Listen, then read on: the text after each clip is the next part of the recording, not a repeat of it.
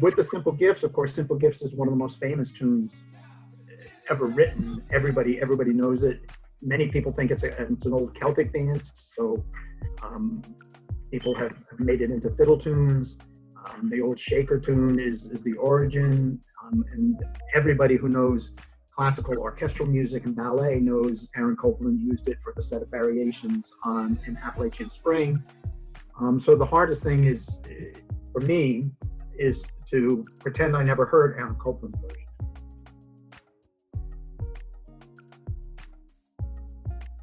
Yeah, I just hear stuff. Like, I hear chords.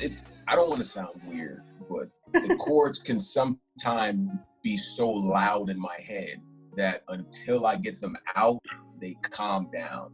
It comes at a random moment. Like, I can be having a random conversation and it just happens. You know, I wish I can say it was a reason, or I wish I can explain it, but it's just... You don't sound weird at all. Wow. It sounds weird.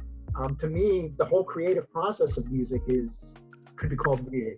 I think the only people who understand it are other people who write it, because you hear these things in your voices, but you sit there and you say, I have no idea where this came from. It just pops in your voice at some point. It's just there, and it's something you say, I have to write this down, or I have to see where it goes. So I don't think you sound weird. I think you sound like a composer.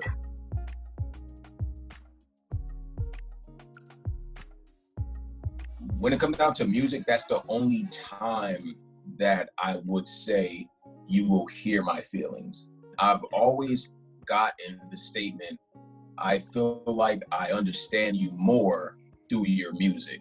I am very fortunate to have the gift and the ability of playing music, because I think if I didn't attack it early on, as crazy as I did, with theory and all the listening and trying to hear all the music in the world, like, you know, I would be a totally different person. Even though music makes me insane, it also keeps me sane. Like, you know, it's just, if I'm having a rough day, if I'm stressed, if I'm happy, you know, whatever the case may be, I just really feel that whatever void that seems to be missing, it can always be fulfilled with music. That's another weird fact about myself. You know, no matter whatever's going on. So yeah, I'm very fortunate, and I'm very grateful for the gift and the gift of sharing. Well, I'd say what you're doing right now is, I think, the important thing, because I have given this a lot of thought, is what can I do personally? And I think the important thing is to how we live our lives, be an example.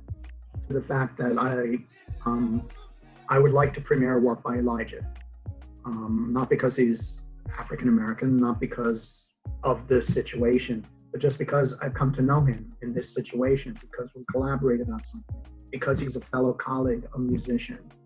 And I think that those of us who are in the arts, the biggest thing that we can do is to do what we do, to show the world that we do not hold to lower standards. We believe in each other, we trust each other, we work with each other, we inspire each other.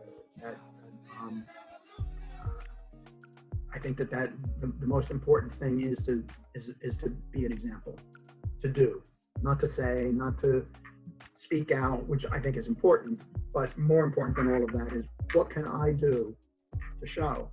And I think that looking at my Zoom screen and seeing an African American, a white American, and an Asian American, we're not doing it because of an effort to show the world, hey, look what we do.